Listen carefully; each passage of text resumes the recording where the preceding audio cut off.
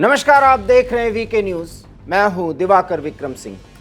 एक कहावत है, बोया पेड़ बबूल का आम कहां से खाए। अर्थात अगर आप गलत करते हैं तो उसका खामियाजा भुगतना पड़ेगा। वैसे ही कर्म का सिद्धांत भी है, जो जैसा करेगा वैसा भरेगा। पाकिस्तान के संदर्भ में ये कहावत सटीक चरितार्थ होती हुई नजर आ रही है। आज पाकिस्तान जिन स्थितियों से गुजर रहा है और जिस हमले से वो पूरी तरह से हलकान नजर आ रहा है, ये सब योजना और ये टेक्निक उसने भारत के खिलाफ अपनाए और भारत में आतंकी गतिविधियों के जरिए कश्मीर के बेसुरा राग को अलापते हुए कश्मीर को भारत से अलग करने की बड़ी रणनीति पर काम किया। अब वही पाकिस्तान जो कभी तालिबान के गुण गाते हुए नहीं थकता था, अब तालिबान के नाम पर अफगानियों को अपने देश से निकालने की कवायद कर रहा है। ये वीडियो देखिए आप ध्यान से, कैसे एक व्यक्ति की पिटाई की जा रही है और वहां पुलिसकर्मी खड़े हुए हैं। नाराजगी में लोग पिटाई करके क्या कुछ कह रहे हैं, हम सब कुछ आपको नहीं सुनवा सकते। और पुलिस वाले कैसे उस बच्चे को न मारने की बात कह रहे हैं, हालांकि वो युवक है और उसके बाद उसकी पहचान हो रही है कि वो अफगानी है।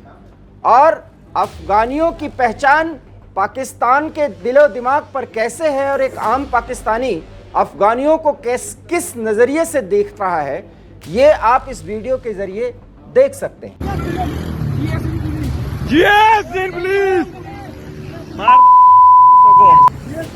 हटो, एक मिनट, शक्ल दिखाने दो, शक्ल दिखाने दो। दूसरा कौन था इसके साथ? अगवानी है, शक्ल से दिखा रहा है।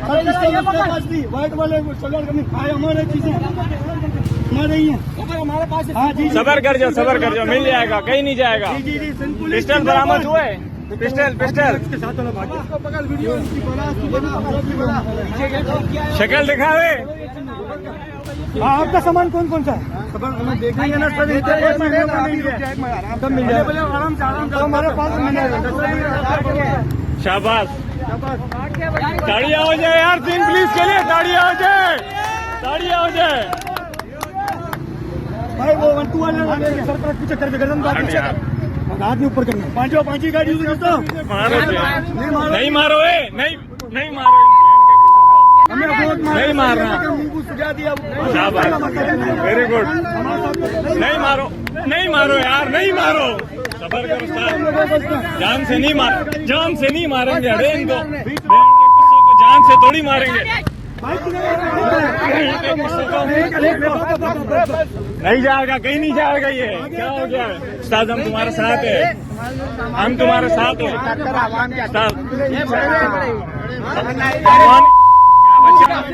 मुंह दिखा था इधर, मुंह दिखा। क्या दिखा रहा है? नहीं मारो, पीछे हो जाओ, बस पीछे हो जाओ।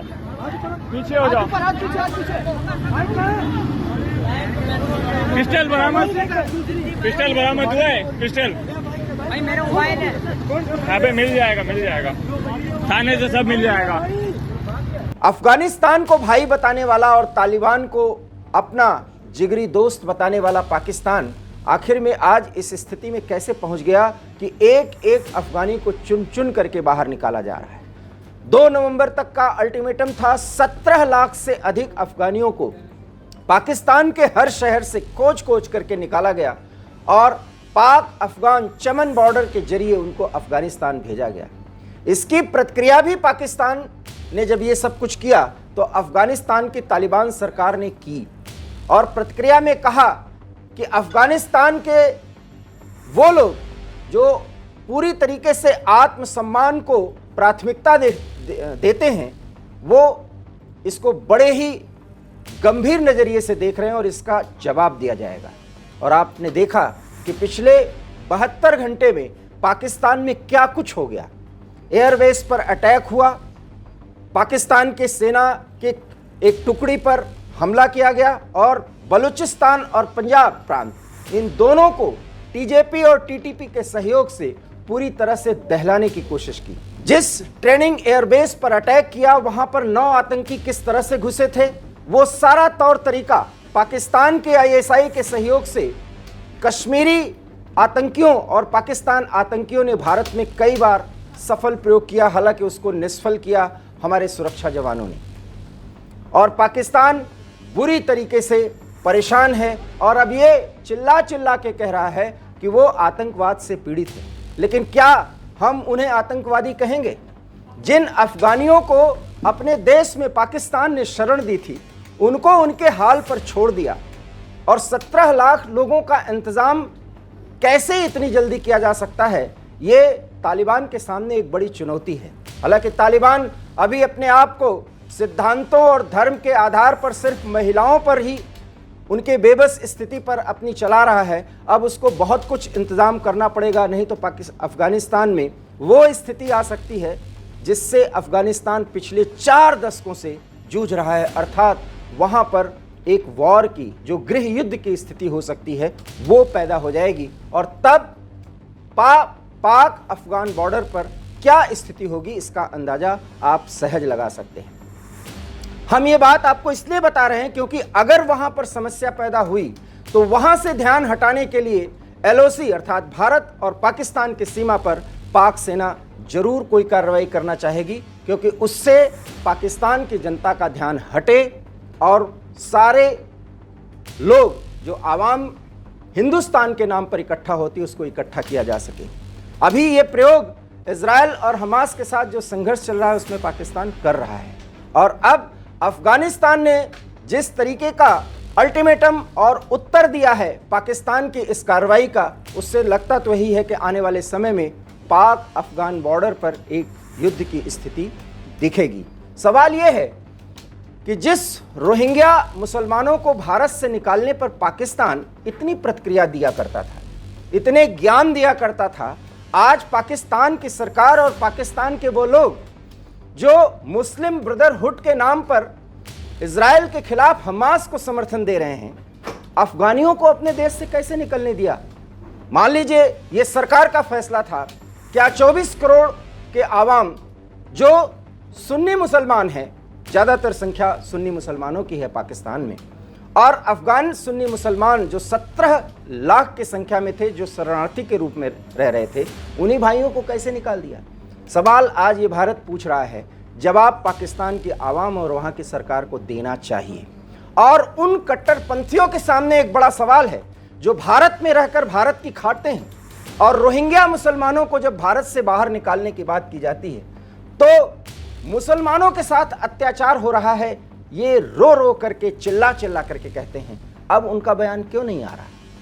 पाकिस्तान सुन्नी मुसलमानों का इस तरीके से बेहाली की स्थिति में, उन्हें बदहाल स्थिति में इस तरह से छोड़ दिया कि अब उनके सामने उनके भविष्य की सबसे बड़ी चिंता है। ये एक बड़ा सवाल है। और उन परिस्थितियों में जब रोहिंग्या के नाम पर भारत में अंदरूनी राजनीति होती है, वो कट्टरपंथी जो पाकिस्तान की भाषा में अक्सर मुसलमानों का मुद्दा उठाते हैं, तब ऐसी बात करते हैं। और शायद ये सबसे बड़ा सवाल असदुद्दीन ओवैसी से है, जिसमें इस्लाम के नाम पर वो बड़ी बड़ी बातें करते हैं। सवाल तो ये भी उठाया जा सकता है कि आखिर में पाकिस्तान भोले भाले अफगान मुसलमानों को, जो कि पाकिस्तान में शरण लिए हुए थे, किसी तरह से अपनी रोजी रोटी चला रहे थे, वो ऐसे क्यों निकाले गए? 17 लाख की संख्या, एक बॉर्डर चमन बॉर्डर, और वहाँ से उनको निकाला गया। इतनी बड़ी संख्या में उनका प्रवास अब अफगानिस्तान में, हालांकि वो उनका अपना मूल स्थान है, लेकिन किन परिस्थितियों में दशकों से वो शरणार्थी बनकर के पाकिस्तान में रह रहे थे और पाकिस्तान किन स्थितियों में उनको बाहर निकाला, ये देखना और जानना बेहद दिलचस्प है। ऐसे में भारत को ये सवाल अब राजनयिक स्तर पर उठाना चाहिए और आईना दिखाने की कोशिश जरूर करना चाहिए कि इस पर 57 देश के वो मुस्लिम देश जो इस समय इजराइल के खिलाफ इकट्ठा हुए हैं, जो भारत में एक छोटी सी कार्रवाई होने पर हर एक मंच का, ओआईसी से लेकर के जितने भी मंच होते हैं इन 57 देशों के, वो एक ही भाषा बोलते हैं। अफगानियों के संदर्भ में आज उनकी क्या राय है, ये भी अब भारत को सवाल उठाना चाहिए। और अगर ऐसा हुआ और उस पर पाकिस्तान से जवाब लिया गया तो फिर दूध का दूध और पानी का पानी हो जाएगा। हालांकि अफगानिस्तान की तालिबान सरकार, जिसको भारत मान्यता नहीं देता, उसके कुछ गलत सिद्धांतों के कारण अफगानियों के सहयोग के नाम पर आज महान मानवीय सहायता भारत उपलब्ध करा रहा है। और भारत जो कुछ भी उपलब्ध करा रहा है उसकी एवज में तालिबान सरकार की तरफ से बहुत सकारात्मक प्रतिक्रिया आती है।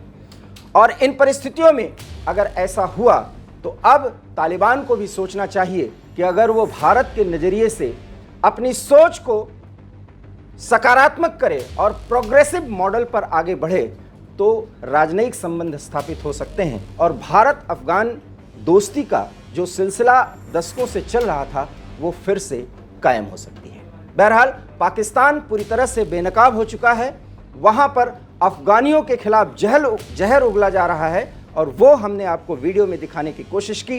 वो पाकिस्तान जो मुस्लिम उम्मा का सरगना बनना चाहता है, उसका मुखिया बनना चाहता है, वो अफगानियों का सूरत हाल, उनकी स्थिति क्या कर दे रहा है, ये आप इस वीडियो के जरिए एक बार फिर देख सकते हैं। वीडियो देखिए और अपनी प्रतिक्रिया दीजिए कि पाकिस्तान मुस्लिम ब्रदरहुड के नाम पर भारत के खिलाफ जितनी साजिशें करता है उसकी वास्तविक स्थिति क्या है। फिलहाल इस खबर में इतना ही। देखते रहिए वीके न्यूज़, क्योंकि यहाँ खबरों का सिलसिला कभी नहीं थमता। मुझे दीजिए इजाज़त। नमस्कार। वीके न्यूज़, राष्ट्र के नाम।